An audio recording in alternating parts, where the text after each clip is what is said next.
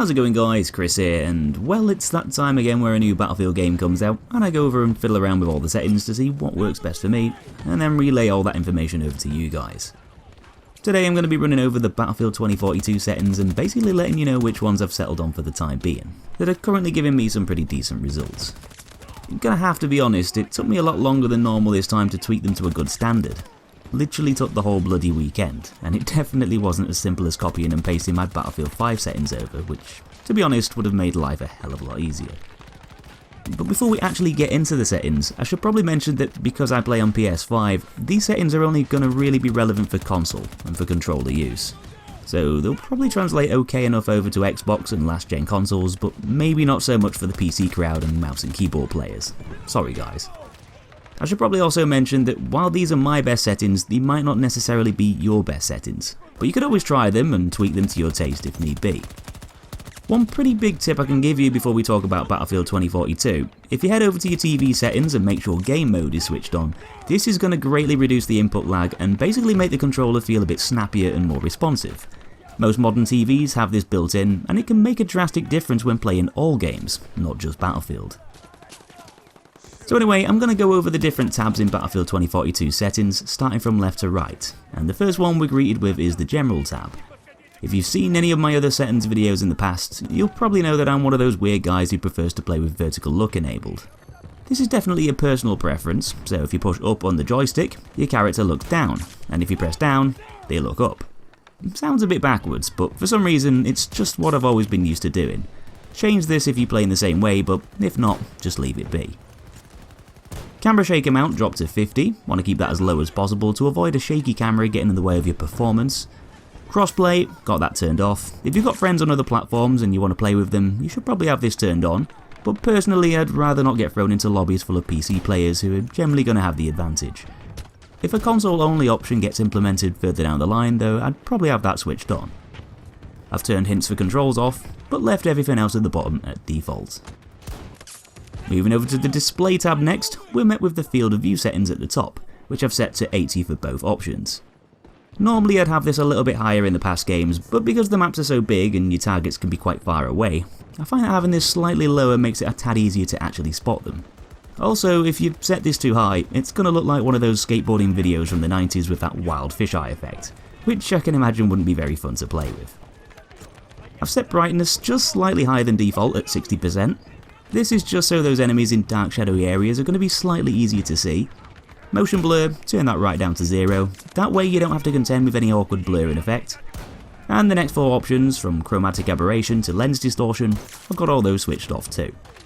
These might make the game look a tad more cinematic, but at the end of the day they don't help your gameplay performance and can sometimes even cause effects that get in the way.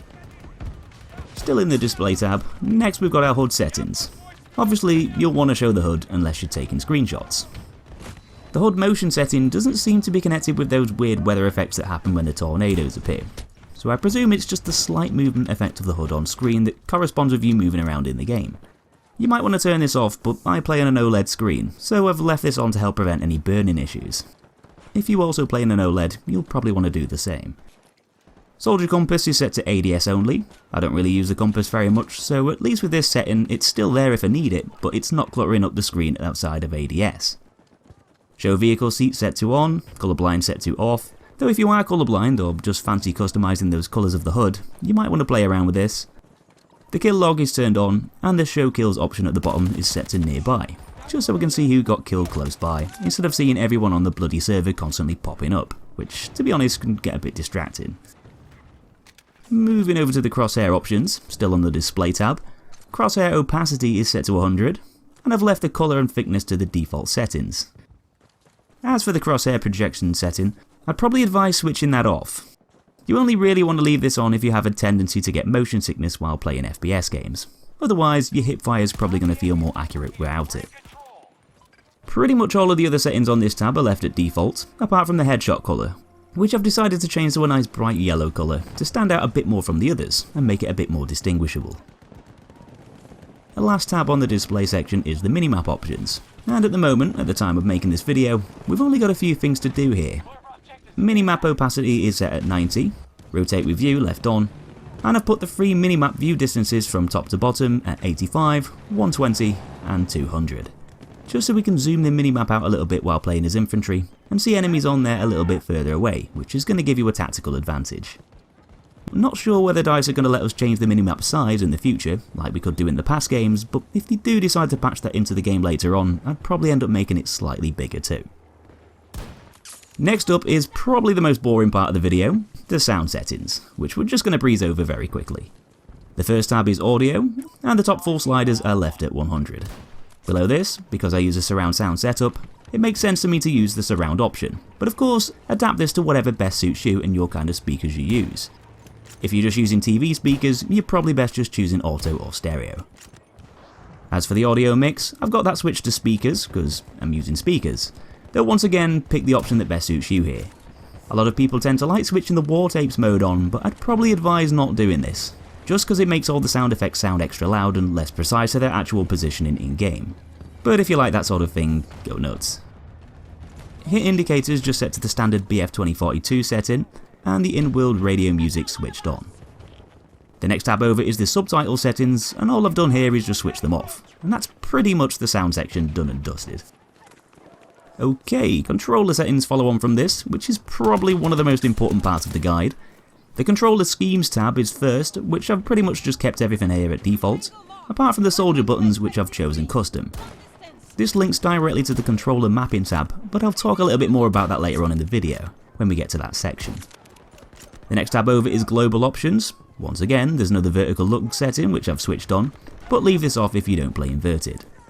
You'll also find controller vibration settings here, which for now I've decided to leave on, mainly just to test the game with the PS5's haptic feedback, but I'll leave this one up to you. Next tab along is the on foot section, where we'll find the soldier aim sensitivity slider, which I've got set to 80.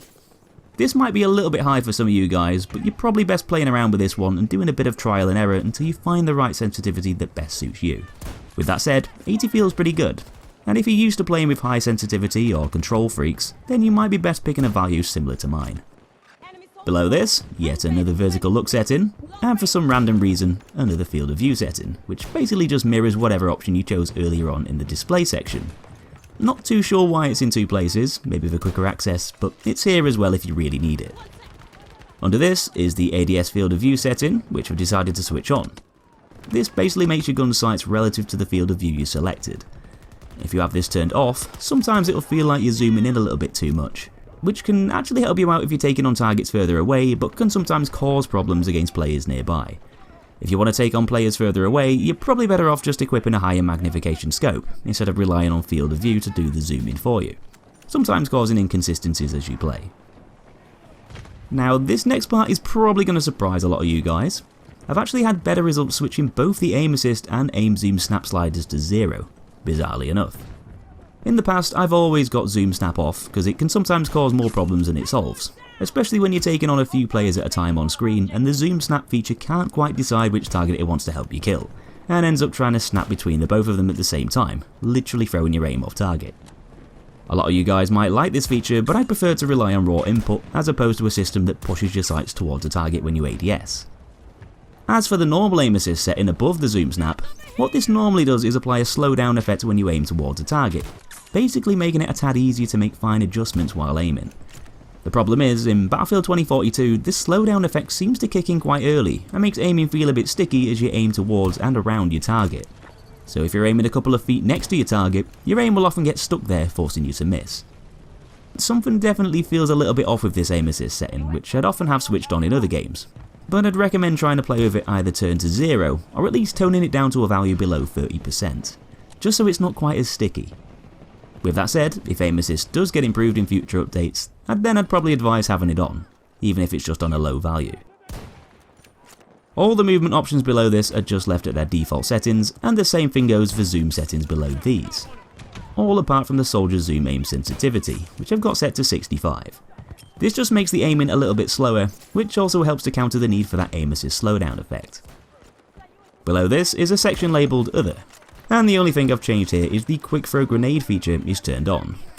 This basically does what it does in the past games by default, and actually throws the grenade when you press the button rather than holding it first, and having to press the button again to actually throw it.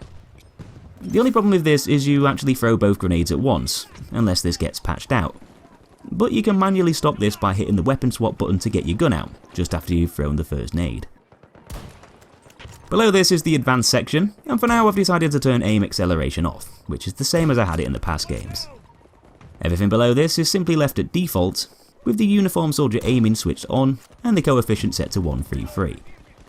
This is a pretty standard figure that most people tend to agree on using, though if you're struggling with this, you could always try the coefficient set to 177 instead, which I've also had some decent results on in past games and on this one too. As for the vehicles tab, aim sensitivity I've also set to 80, and the vehicle third person field of view I've ramped up to 80. Just so you can see more of your surroundings and be more aware of anyone sneaking up to you with a load of C5. Tank and gunner aim sensitivity set to 70, and transport free look left at 100. The zoom section is just left at default, same thing goes for the pilot section, and the advanced section is pretty much the same as the on foot sliders, with aim acceleration set to 0 and coefficient on and set to 133. The last tab under the controller options is controller tuning. Here you'll find another vibration setting which basically just mirrors the one in the global tab, and we'll also find our dead zone settings. For the left stick, I'd advise lowering the center dead zone down to around about 5 or so, and leaving the rest as they are. But for the right stick, I'd advise lowering the center dead zone as low as possible just before you encounter your stick drifting. For most people, a value between about 2 to 5 is probably ideal. The reason why you want this so low is because it gives you a hell of a lot more wiggle room, and allows you to make finer adjustments to your aim easier, without having to push your joystick too far before the game notices input. Under this, the L2 and R2 buttons have their dead zone set to 0, and their input thresholds set to just 5. That way they're going to respond quicker with less force being applied to the triggers, which might just give you a slight edge in a gunfight, letting you aim and shoot a fraction of a second quicker. The next section is accessibility, which is pretty much all just left as it is. There's quite a lot of duplicate settings here that are found in the other sections, like the colorblind stuff in the display section, subtitles and more. So most of these should already be set as you want them if you've been going through the tabs and following this video in order. So ignoring the extras section at the end of the settings, we're left with controller mapping. And the only thing I've really done here is on the on foot tab, where I've switched the crouch and melee buttons around so that crouch is R3, melee is circle. And I've also switched my grenade button to L1, just like it was in the past games, and modify weapon attachments, aka the plus system, to the up button on the D-pad, which would otherwise be allocated as the grenade button. This just feels a little bit more natural to me, having L1 as the grenade button, plus it's more likely to get used more than the plus system in general play. The only problem I've found with this custom mapping is that the plus system gets a little bit confused when you hold up on the D-pad and press circle to change your magazine type, as your character tends to interrupt you with a melee animation, because you've now changed that button to melee. The only way to counter this is by pressing circle and holding it for a second to select the different ammo type in the plus system. But if you're happy with the grenades being up on the D-pad, then you're probably better off just leaving custom mapping alone, or just switching your soldier buttons to an alternative back in the controller scheme section. So that's pretty much it for the settings. Like I said earlier, you might want to tweak and adjust some of these to find the ones that best suit you, but yeah, I've been having some good results with these so far, and hopefully this video might have been useful. Anyway, thanks for watching guys, stay tuned for a load of other Battlefield 2042 videos coming up in the future, and I'll be seeing you in that next episode.